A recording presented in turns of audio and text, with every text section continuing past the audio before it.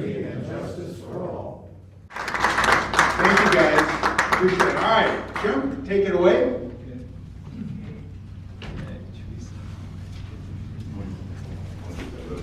Okay. Today our guests, there's several gentlemen here today. They're from the Rock River Arrow Modeler Society. I'm going to introduce Larry Nitz, who will then introduce the other gentleman. Larry Nitz was self-employed for 20 years and owned and operated a camera store and a bicycle shop. He worked at Woodman's Markets for 23 years as a photo category manager and import and closeout buyer. Larry's a lifelong resident of Janesville. He's been married 51 years with one son. Model planes has been his lifelong hobby. Larry's a secretary treasurer of the Rock River Aero Modeler Society for 30 years. Larry's been retired 17 years. And let's welcome Larry Nitz and the Rock River Aero Modeler Society. Good morning. Good morning. Your club resembles our club quite a bit. We're a bunch of retired guys too. You want to join? Well, we'll see. You may not want to have me. The name of our club is the Rock River Aero Modeler Society, and I'll explain later how that name came about. But as the initials imply, the name RAMS, R-A-M-S. You have to hold the mic up here. Yeah. Okay. Get it right up here. Put it in the holder. Yeah, you put in the holder. Put it there. Oh, That'll keep it stationary. Yeah. Okay. there you go. The initials of our club, the Rock River Aero Modeler Society, spells out RAMS, R-A-M-S. And those initials also imply something else. We're a bunch of old goats. Where gray hair is not unfamiliar in our club. Our club began back after Lindbergh made his flight across the Atlantic. He did that in 1927. Our club was founded in 1928. The model airplanes, as a result of Lindbergh's flight, took off, and everybody was doing model airplanes back then. Our club began in Beloit with 13 kids, and they named the club the Hangar 13. They met once a week at the YMCA in Beloit. Yearly dues were 10 cents. Yearly? Yearly. You know, things were cheaper back then, obviously. Yes. The club continued to grow, and in 1935, they now had 55 members and were chartered by the national organization called the National Aeronautics Association. Interestingly, that name is, and that organization is still in existence today.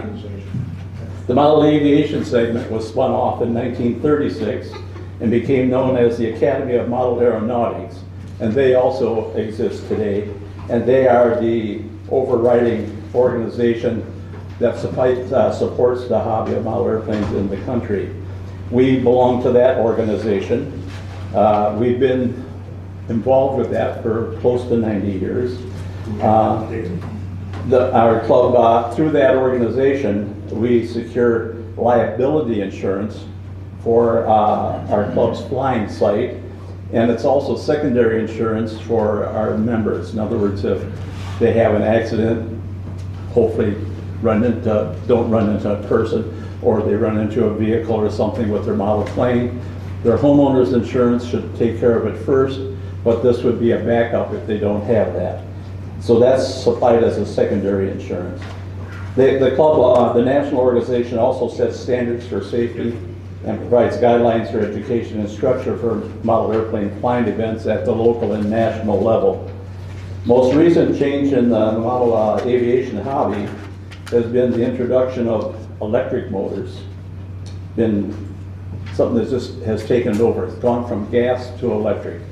I would say 95% of our club flies electric planes. 1% flies rubber band planes, that's me, and the rest fly gas model planes. Mine aren't radio controlled, by the way. The other thing that's happened recently, well, within the last 10, 15 years anyways, is that the abuse of the airspace by the drones that you've all heard and read about, and of course, now they're a very upfront thing in the Ukraine war, using the drones, and in Iran, I guess, as well. But we do have to follow regulations set down now by the FAA. Some of the regulations that we must adhere to is we have to be 5 miles or more from an airport. Story to go along with that is we thought we were kind of borderline being located in Chopir as to what our distance was from the airport. So we called up the control tower one day and asked if we could come up and talk to them about our location. And we did, and we met with the gentleman there, and he asked again, he says, well, now, just who are you again? Oh, we're the Rock River Aero Modeler Society. Yeah, he says, okay, where are you located? We're in Chopir. I've never heard of you before. He says, that's good news. You haven't interfered with regular full-scale planes then. So we met with him, and what we had to find out is where do you start measuring from on an airport to know how far away you are? Is it at the farthest most fence, the one in the middle, or wherever? He mentioned that it was at the crossing of the main runways is where you start measuring from. Fortunately, we fell 5.5 miles away from an airport. So we lined up good there. We also have a regulation that says we can't exceed an altitude of 400 feet, but we can apply for an exemption to be able to fly that at 700 to 800 feet. And these main regulations apply to all types of model aviation. One other regulation is you can't fly, how to put it here, your plane can't weigh any less than 0.55 pounds. In other words, everybody's plane's got to be 0.55 pounds or heavier, and that's how you're regulated. So I have some planes, for example, this little one on the end here, comes in at 1.88 ounces. So I don't need a license to fly that plane.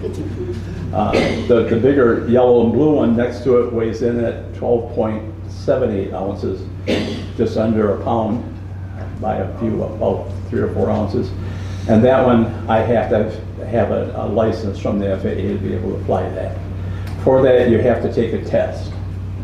And you have to be certified by the FAA, and you get a license issued. It's really expensive, $5, what was it, lifetime almost? $5 for 5 years or something like that.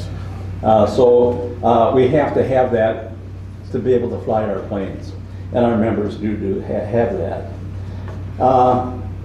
Other things that, as we mentioned earlier, that we've gone through name changes since 1928. We started out as Hangar 13, became the Tri-City Flyers, the Tri-City Radio Controllers, and there we had a problem. We wanted to change the name again, but no one knew what the third city was. We knew it was Beloit, we knew it was Janesville, no one in the club knew what the Tri-City was. And it's still a mystery. No one has ever come forward with what the third location was. But we went through some name changes and locations for our club. We started out being in the YMCA in Beloit, in their building there. There was a field across from the old power station down between Janesville and Beloit. We flew at the old Caravilla site between Janesville and Beloit. And our current address is 6806 South County Highway J in Chopir. Highway J is Wright Road in Janesville. So if you got on Wright Road and took it south, you'll come to our field eventually. We've been at the site in Chopir for about 20 years. Within the last 5 years, we've gone from just being a field to fly on to a functioning model airplane airport. We have a shelter for setting up planes with full electrical service for charging batteries, because we're all electric powered now for the most part. We have porta potties available with handicap accessibility and hand washing stations. We have a food shack for events, information board, bleachers, and we have a couple 40-foot containers for storing our maintenance equipment in. we inherited, very generous, of the Noon Rotary Club. They had sold the Camp Rotimer, and they had a big commercial zero-turn lawnmower to get rid of, and they donated it to our club. And we were very appreciative. We maintain about 20 acres of land there, mowing it as needed, but at least once every week and a half or so it takes us to get it done. It takes a good day to get all of it taken care of.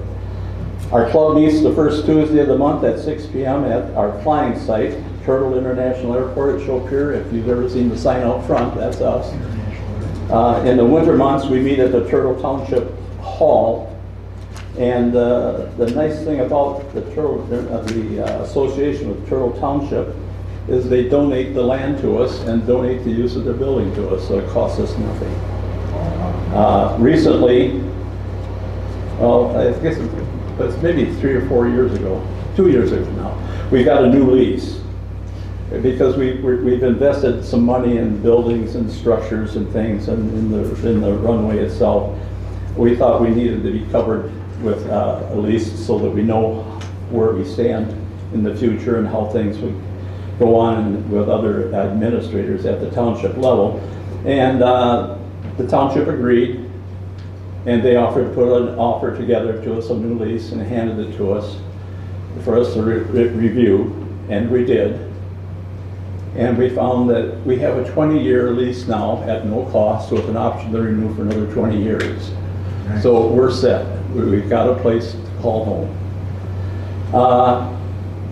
We have, for about the last 5 years, we've had 100+ members each year. We attract members from a radius of up to 75 miles away. We conduct several air shows that are free to the public during the year. Our biggest event is an event, I think there's a card in your tables for it. It's called the Flying Circus. That'll be on September 12th this year. On that one, we attract close to 50 pilots from all over, up to 300 miles away, come and fly at our event. And between them, they've probably got 200 different types of planes with them that may fly at some point during the day. With me today for this presentation is our club president, Mike Ast, our vice president, Dave Hintz, and Craig Severson back there. He's our technology guy. He understands how all this works. So we can't do it without him. So with that, I think we got a video to show. Craig's gonna turn that on and give you a little idea of what our place looks like. The top here. Way up top, all top. There you go. We're not seeing it on the Drag your mouse to there it is. Go. Can you work that? Put it big. I'll help you out. There you go. There we go. And I'm the volume. Yeah, play with that. We don't help see it. There you go.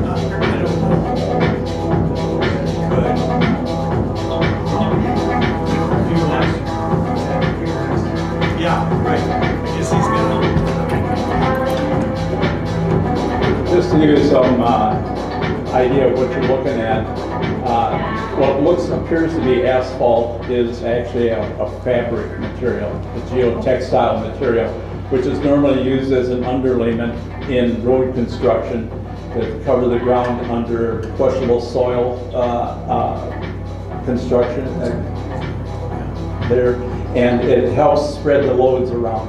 But it works very well as a cover for over that gravel that you saw put down to make for a smoother runway. And so the field here actually ends up being 400 foot long by 40-some foot wide on it. That fabric isn't cheap. It costs us about $3,000 to put the fabric runway in, just the material itself, not counting the cost of some adhesives that to hold the different sheets of it together. And by the way, this is at that 6806 South County Highway J. And Chopier's actually uses a Beloit zip code, so their basic name is Beloit instead of Chopier for that. In there you can see a structure we call the pit shelter just in front of the side of the runway. That's been expanded since to probably doubling about the size of that. We have a storage container, just one of those cubes that they use for importing things from other countries. It's built like Fort Knox. It's really tough and strong. Right now you're looking from the north, looking to the south. What we like about this particular area is that you have a huge flyover area where we're not interfering with being near houses or anything. We're all on farmland out there. Notice the bowl shape, that U-shaped thing over on the extreme right there. That was all trees and shrubs and weeds growing, and we put out a call for some help with that. And I'll leave it at that. Mike's going to tell you a little bit more about that as it goes along, but it really changed the nature of the site and improved it tremendously.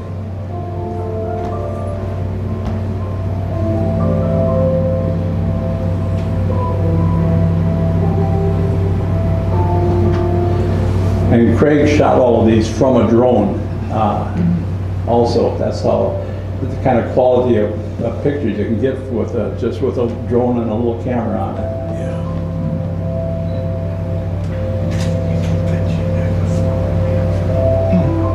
The fun part is to watch him chasing another plane, trying to get pictures of it. We'll show some of that later on too.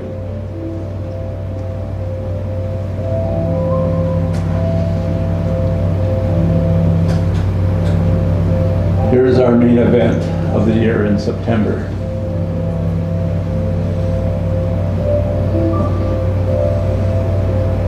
All sorts of planes. We got jets and biplanes, single wing planes and all in various sizes.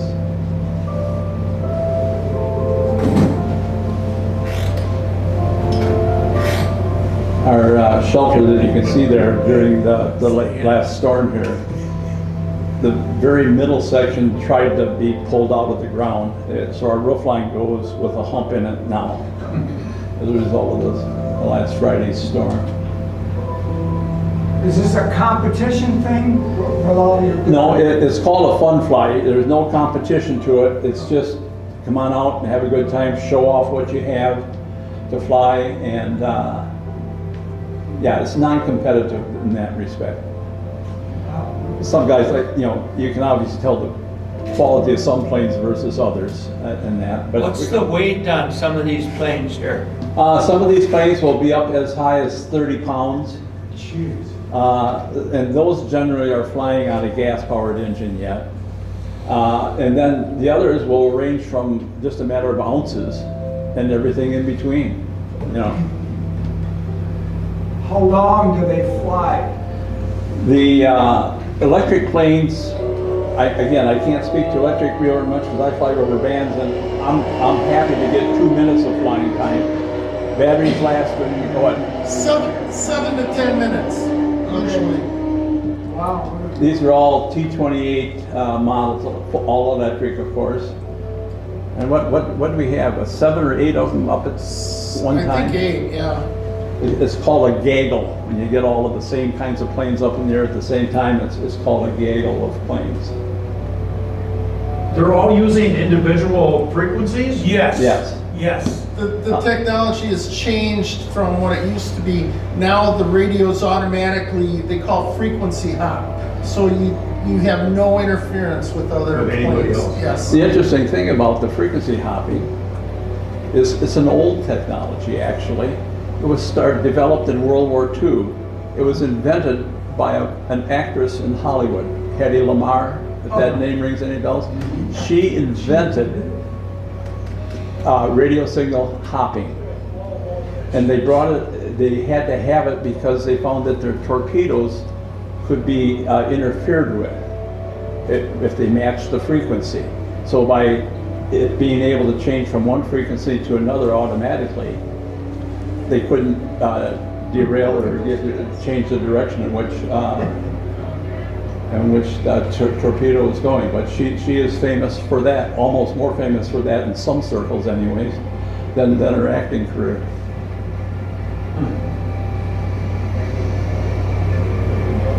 Do you have multi-engine planes? We Yes. do. Yes. They have them, we have one that's... Usually two, you know, like a. Usually two, but we have a club member up in Madison that belongs to our club. He flies a B-36 bomber. I don't know if you remember that one, but that had 6 engines with the props. The engines were in the back of the wing instead of in the front of the wing. Pusher. It was a pusher prop. And later on, it also added a couple of jets on each wing to help it as well. Are any planes solar? No. Yeah, not enough. You'd have to store the energy in a battery anyways, and that would make it an additional weight of the solar system would make that plane too heavy to fly almost. At what speed do they fly? Oh, guys. That varies. Some of these planes here will maybe be 20 miles an hour. There are some gliders that can creep along at less than 5 miles an hour. Some of the jets are well in excess of 100 miles an hour. Frank here flies some fast Some of the planes. faster prop planes do 150, 160. If you change props and motors and use really good batteries, you can hit near 200. But that's pretty much the limit. How many channels is a normal controller? 4 is basic, 4 channel? but then you have flaps, landing gear. On jets, you can have smoke, lights. So you're getting up to 10? Well, 12? Yeah. basic would be 4. All radios are 4, but then a lot of them are 10, 12, 16, 24. You can put a surface on every channel. So you can okay. separate all your surfaces to be on different channels. Plus you can drop bombs and Yes, and bomb drops. parachutes and things. Oh yes. Okay, Mike. This is your transmitter, it's called, and it used to be you had to have one of these per plane.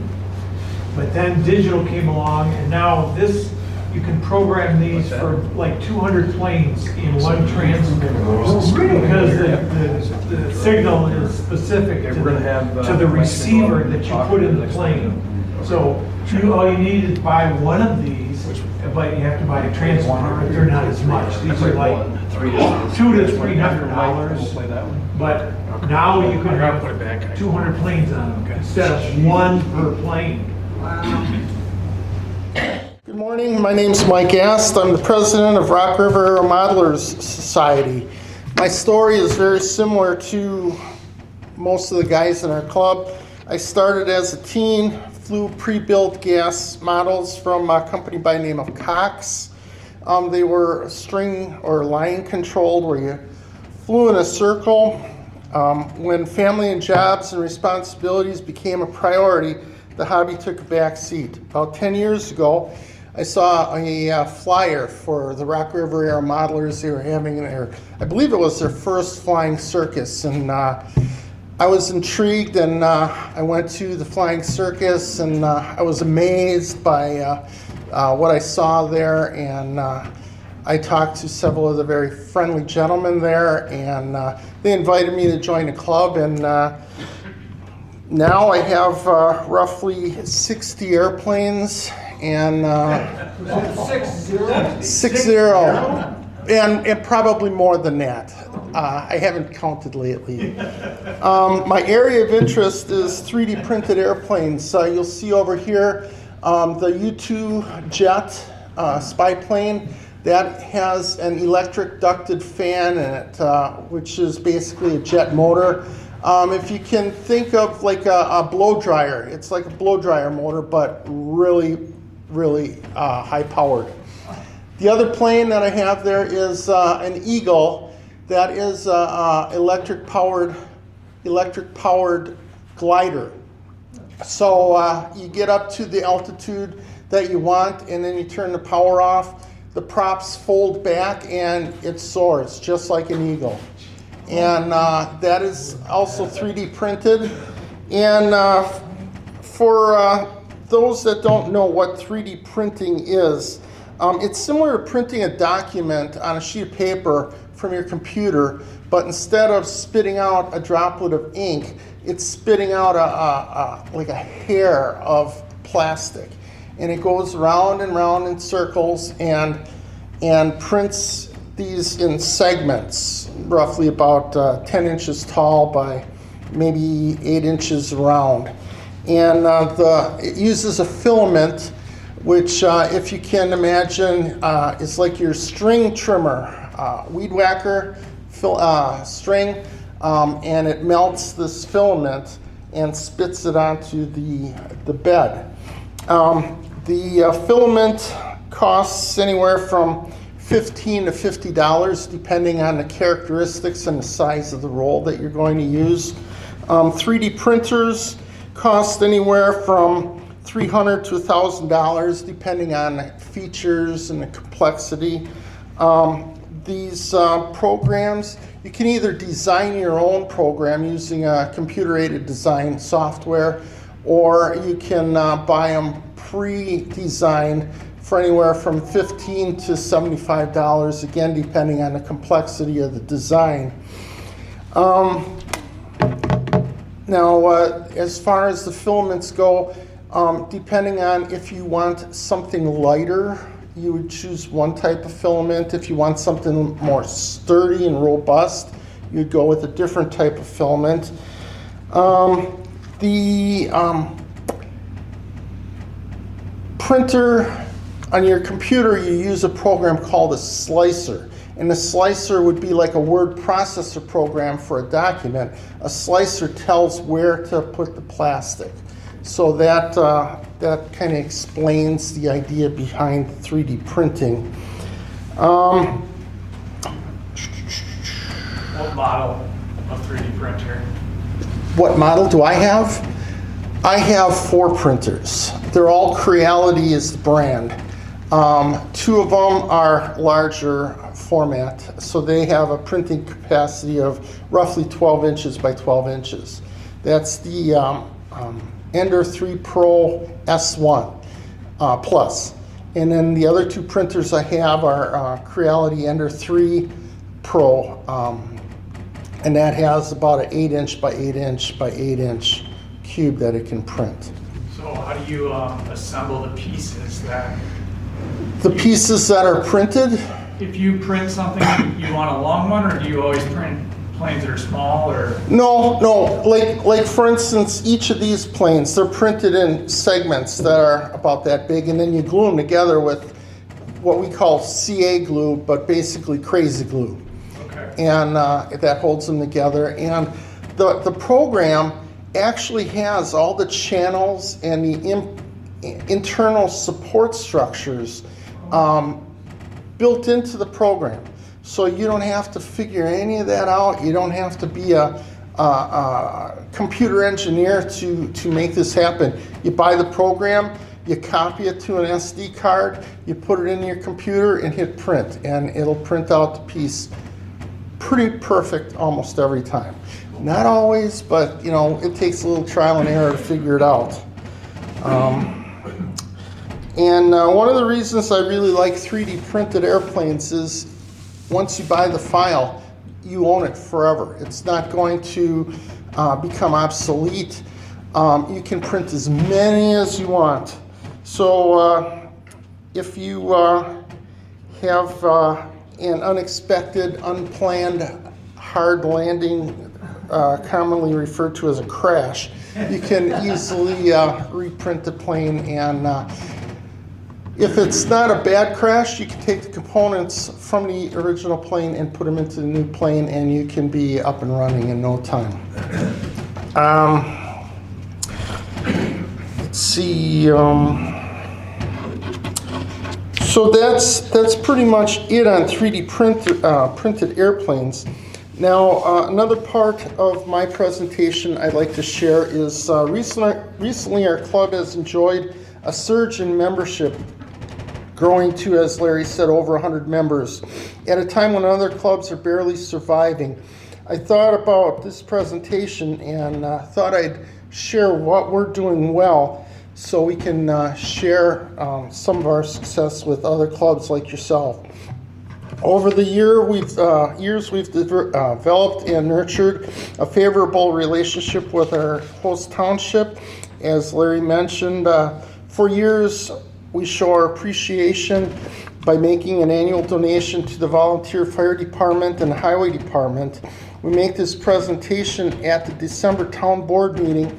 This gives our club visibility to the people who control our fate. Plus, the highway department is always glad and quick to help us with anything we have needed over the years. We've attracted several new members who are very adept at social media. These members make regular posts on various social media websites. Their content is always varied and interesting. This gives our club a much wider exposure to new potential members. I believe this is an important avenue for attracting new members. It also is important to identify interests and talents within your club's membership. This gives the members an opportunity to contribute and empowers the members. When I talk to new prospective members, I always hear that our club has a reputation for being very friendly and accepting.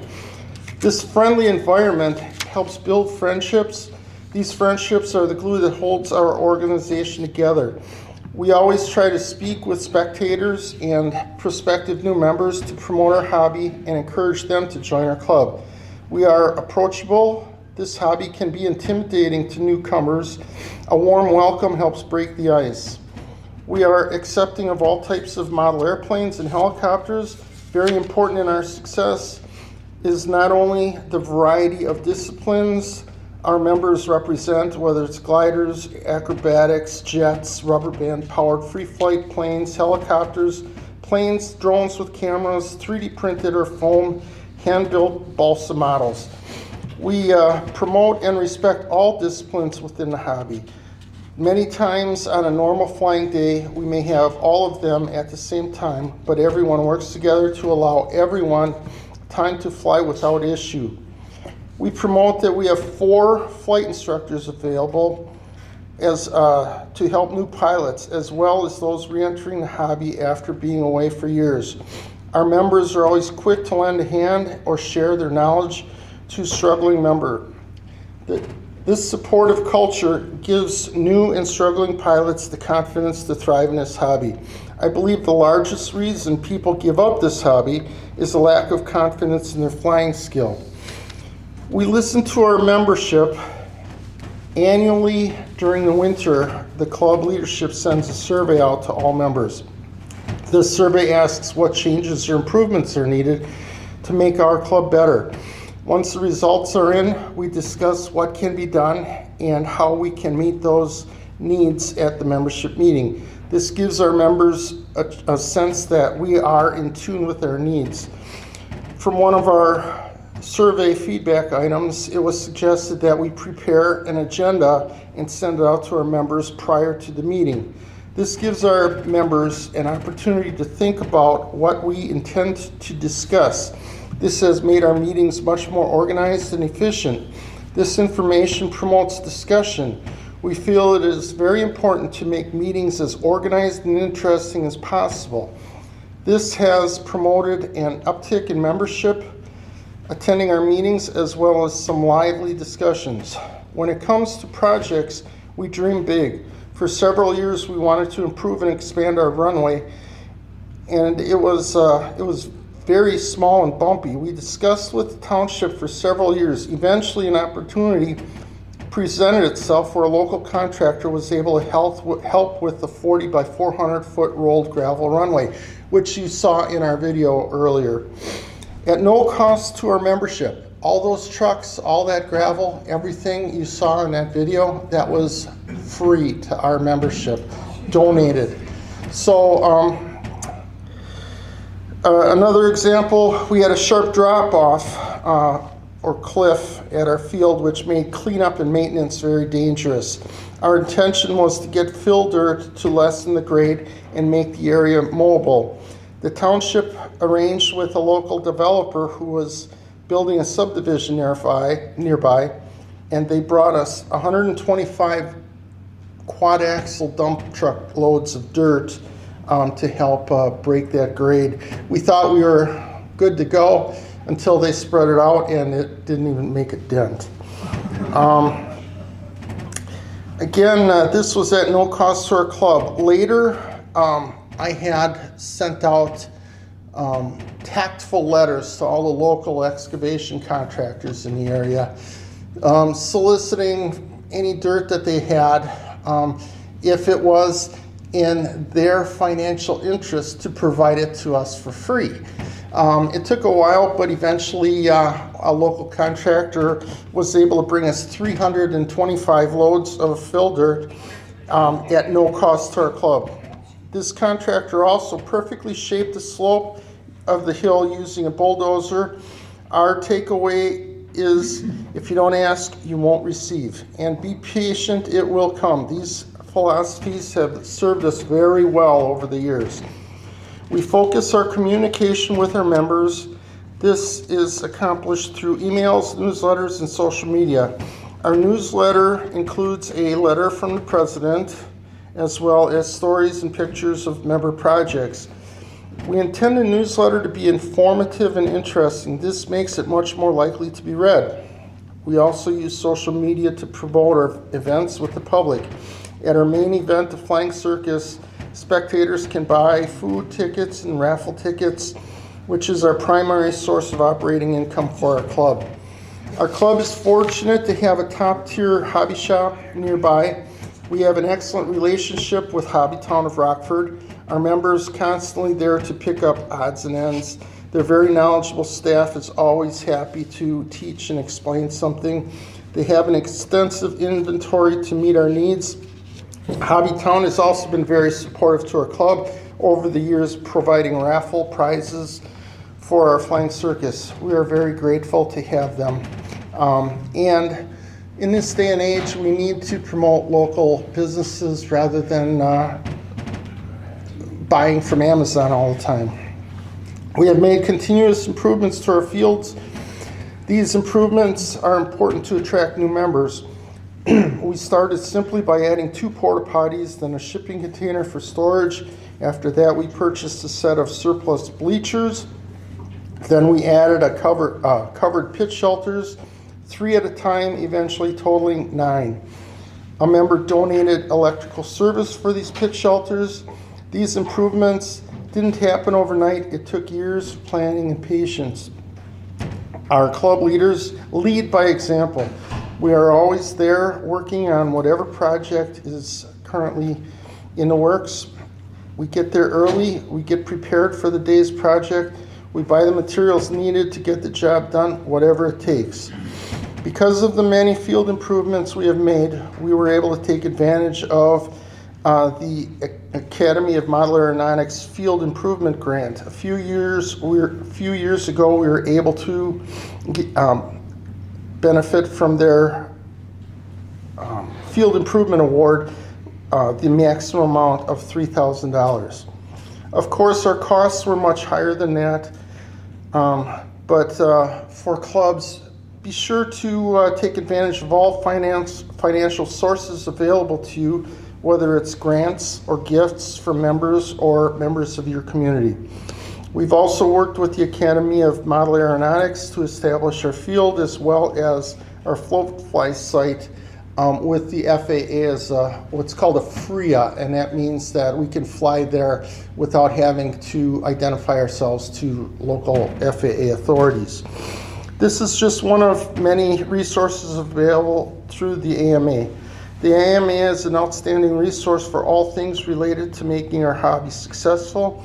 The AMA also offers awards such as the Carl Goldberg Award, which is for an outstanding member, which Larry Nitz was the recipient of a few years ago.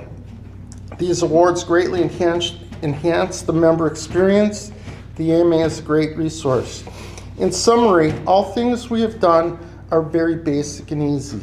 Focus on the basics, be accepting, communicate, build relationships, and try to avoid saying no instead of how when it comes to a member request. So in wrapping up, dream big, don't be afraid to ask for what you need, and if you don't ask, you won't get. Thank you so much for inviting us to your meeting today. Feel free to visit us at our field anytime. We have bleachers, and you can come and enjoy a beautiful day at a park-like atmosphere. Thank you very much. Hi, everybody. Thanks for having us. Use a microphone. Sorry. Thank you for having us today. My name is David Hintz, and I'm the Vice President. You can walk around if you want to. Oh, well, okay, whatever.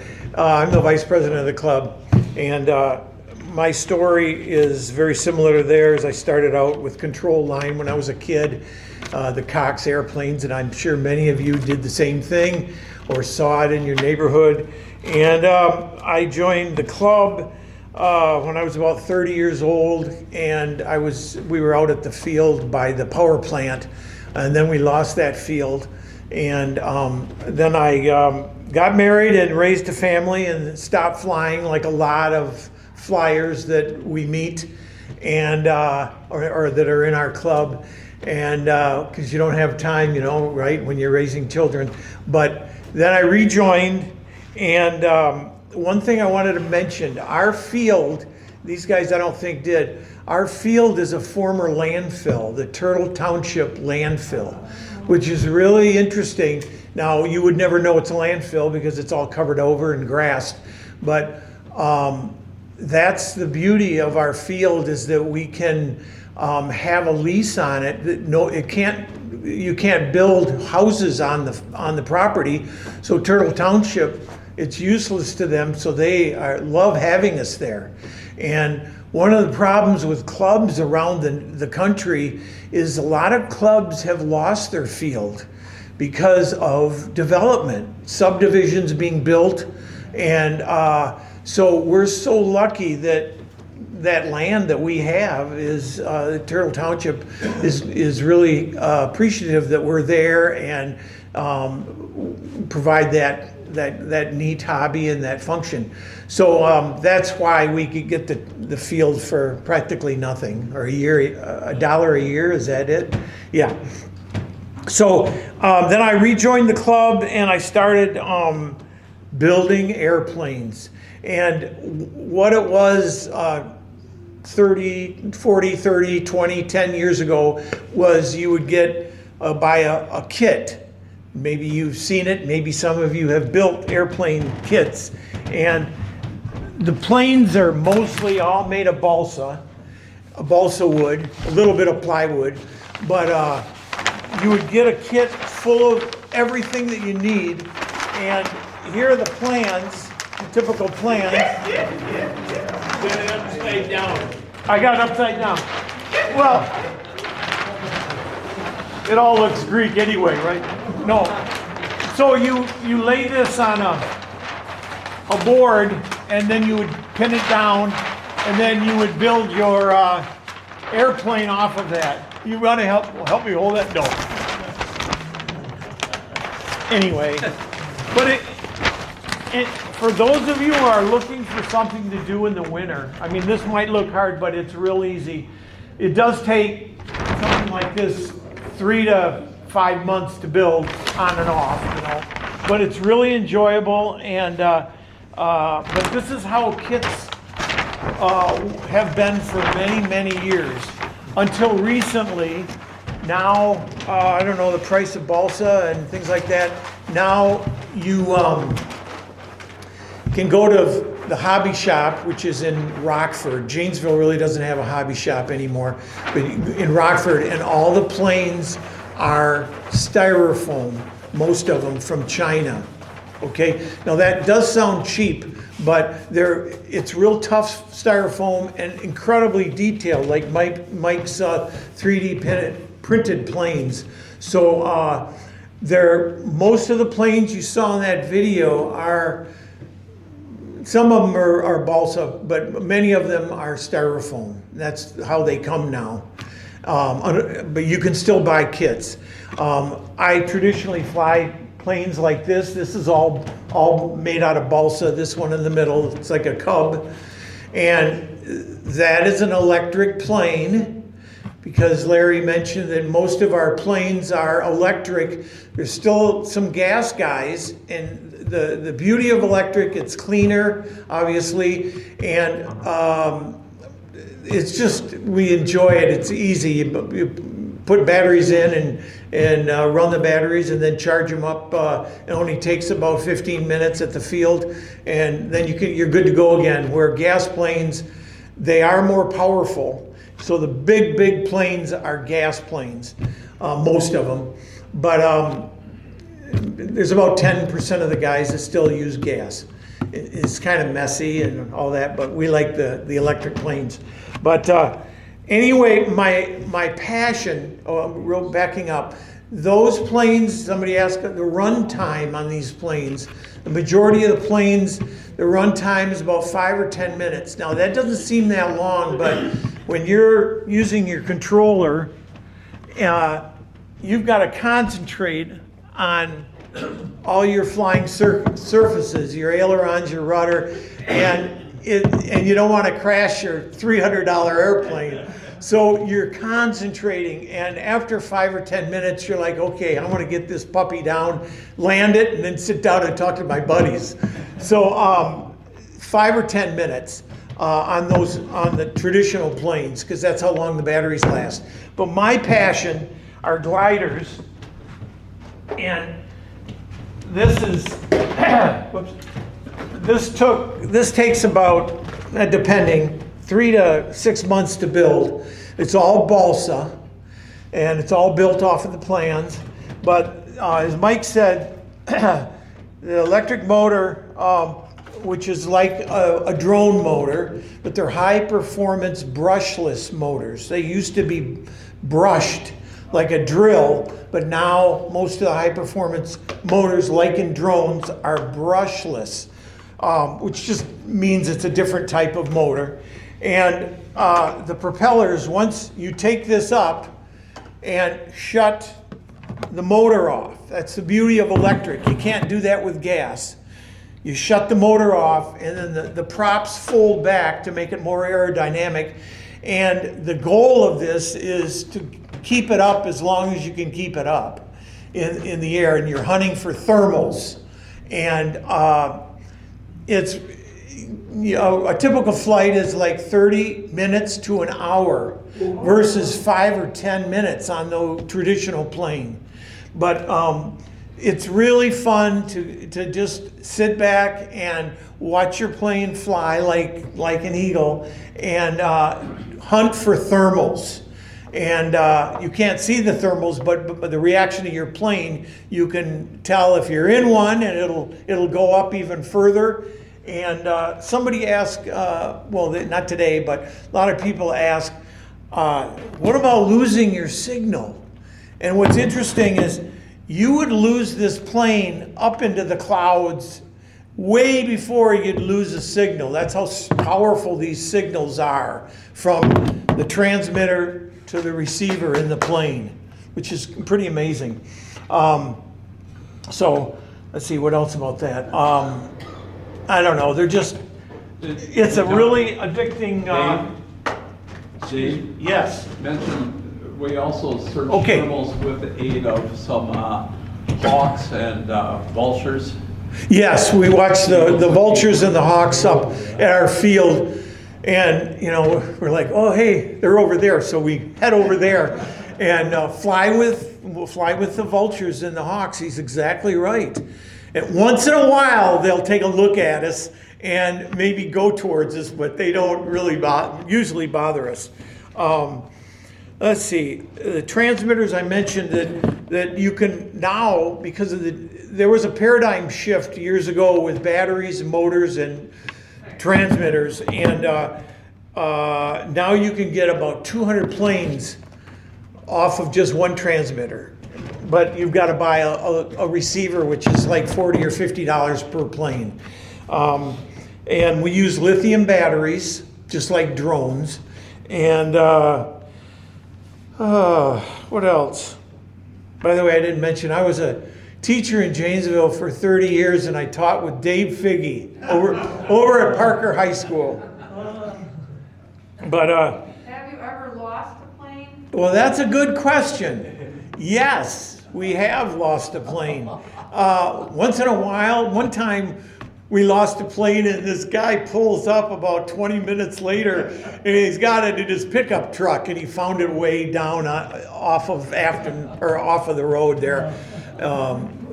So once in a while, usually we find them, but there have been times when we don't find the plane. I fly rubber bands, and those are free flight.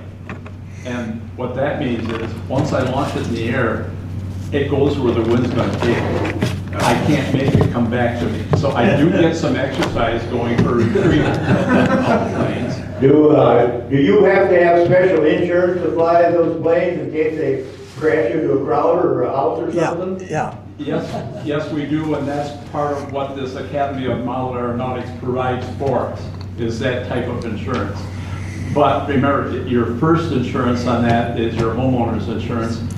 Our secondary insurance with the AMA, if you run out of insurance,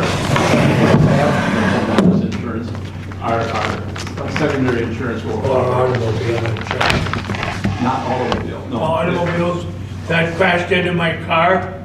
That would be covered by the homeowners. Oh, it was? Yeah. Okay. Yeah. That's a good And unfortunately, that has happened. And, Yeah. you know, at our field in particular. But I was explaining, this rubber band plane I had flew into the cornfield across the road from us on County J there.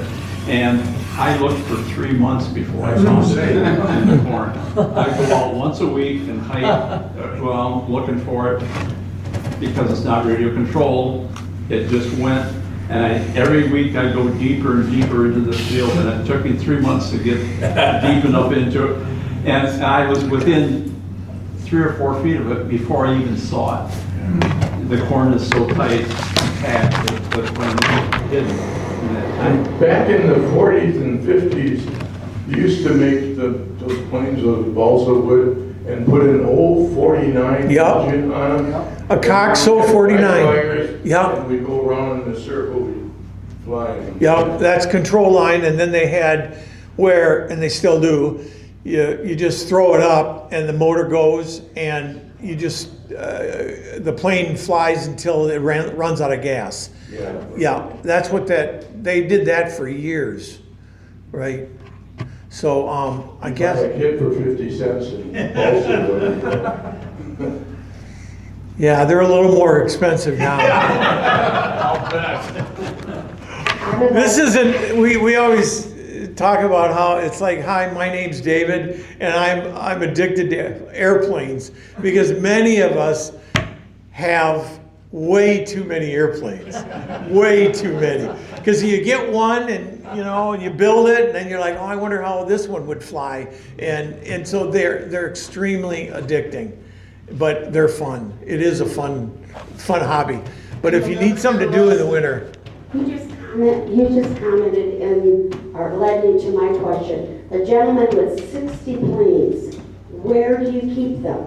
I have a 3-car garage and a 2-car gas garage. I've got a big storage shed. I only have one car, so. But They break down.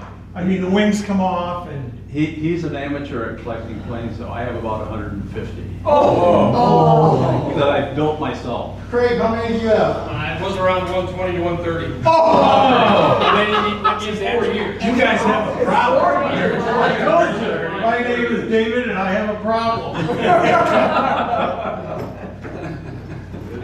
Any other questions? Good job. Thank you. Thank you for coming.